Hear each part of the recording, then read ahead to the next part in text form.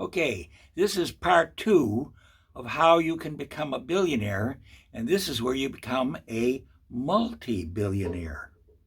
Well, in part one, I told you about Bo Benton, who was an illiterate, a minority guy. Maybe he was Indian, black, Filipino, Chinese, Palestinian. It doesn't matter. One of the things about getting rich is you don't have to have any money and you don't have to be any special race. You just need a product or a service.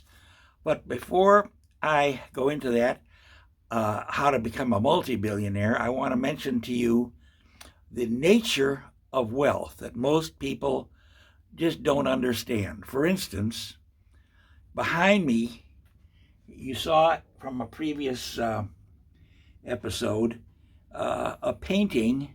Now, this is only a copy, so don't come here and steal it. But you saw that a painting like this sold for $100 million. Okay, now, the nature of wealth is that it's very illusory. Years and years ago, there was a painter who painted cute kids with very big eyes. And those paintings went for the equivalent of $100,000. Well, that particular lady's paintings became unfashionable. And, well, I can't say you can't give them away because they're still worth something, but probably 90% less than they used to be. Now, this painting behind me, somebody supposedly paid $100 million. That's an awful lot of money. You don't need to have much more than that to live a very good life. But let's suppose it's discovered that the painter was a pedophile. Oh my God. Well, that's one reason that the value of the painting could decline a lot. Or maybe he had asbestos in the paint. And if he had asbestos in the paint and it's a poisonous thing, that could make it decline. So the point is, $100 million painting could easily go down to, well, $1 million, $500,000, $100,000. That wealth could be lost immediately. Bitcoin. A friend of mine bought some Bitcoin at $1 a share, $1 a piece. And now the Bitcoin is hovering around $50,000. That's quite a big increase from $1 to $50,000. And he took part of his Bitcoin holdings, just a little part, and he bought a $10 million house. Well, I'm saying that Bitcoin now around 50,000 could go back to $1. We don't know.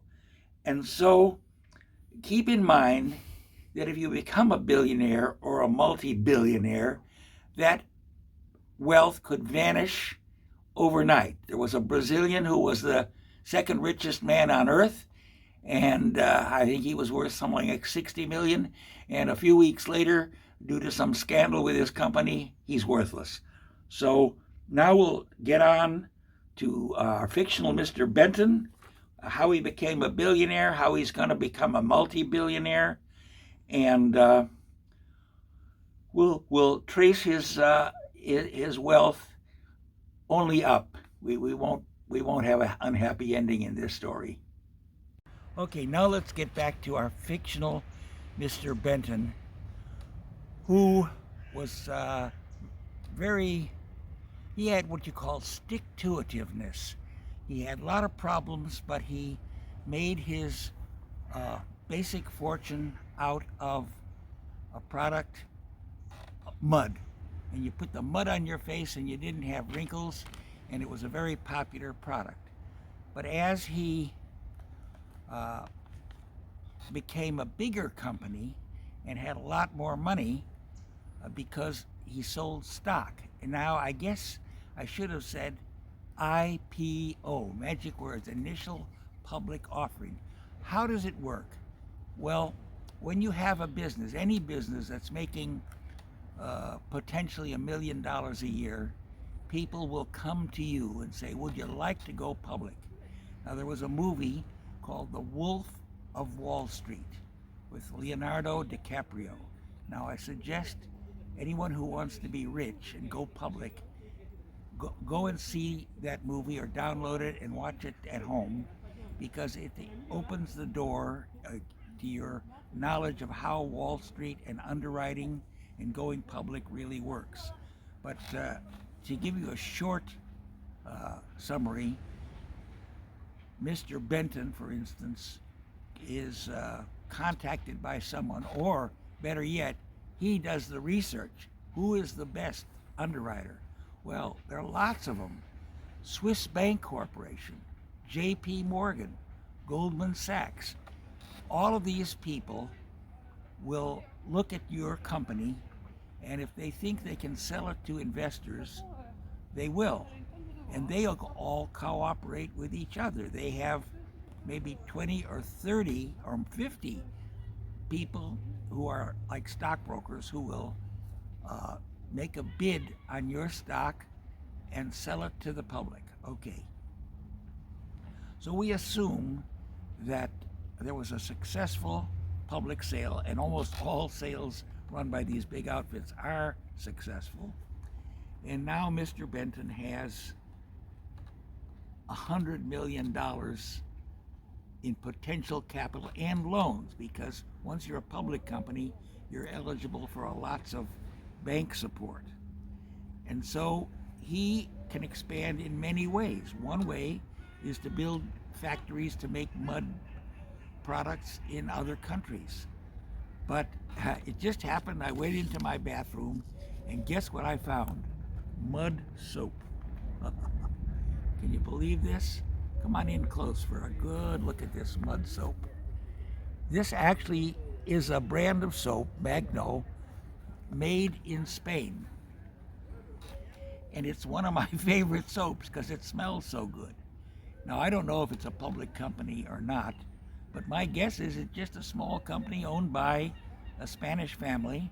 And now that Mr. Benton is filthy rich, I should say he has control of a lot of money, he would probably go to this company and say, hey, I'd like to buy you. And remember, I told you, if you have a profitable company, it's not always a good idea to sell. It's a better idea to get big. And so he could use the Warren Buffett technique. What does Warren Buffett do when he wants to buy a company? He goes to the owner and says, look, you're making $500,000 a year now. How would you like to make $10 million a year? And the guy said, don't make me laugh. He says, no, I'm going to let you open new factories, and you will continue, the present owner will continue to run Mud Soap Company, and you will now get a big percentage, a big bonus if you reach certain targets. So I don't know if I'm being clear here, but if Benton follows the path of most billionaires, he will buy up lots of companies in related business, and he'll become what they call a conglomerate. But one mistake that conglomerates make is they buy unrelated stuff they don't know anything about. Now, Mr. Benton, he knows all about cosmetics. He makes lipstick, he makes eyeshadow, he makes, what do they call that when you can remove skin? Exfoliator. Exfoliators, products. So this soap fits right in with this pattern. So he expands and expands, and I assume he kept control of the company by keeping a lot of unissued shares, maybe 51%. So nobody can steal the company from him or fire him, and he has the voting control over this company. So what will happen next? As I told you, Benton will probably start selling off enough of the stock so that he can diversify into totally different things like real estate. Now, a lot of people think gold is so wonderful. Gold did have a very bad time once upon a time. Let's say that gold, tiny little half-ounce coin would buy this bench.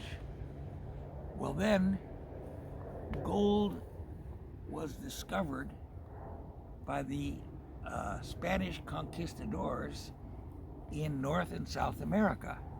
And guess what? People don't realize this, but gold went down in value 90% for a period of time because a big, huge supply came in from North and South America, and people who had gold in Europe lost a lot of value. Same thing happened with pearls. Somebody discovered artificial pearls, or how to make pearls that were just as good as real pearls, and pearls lost a lot of their value.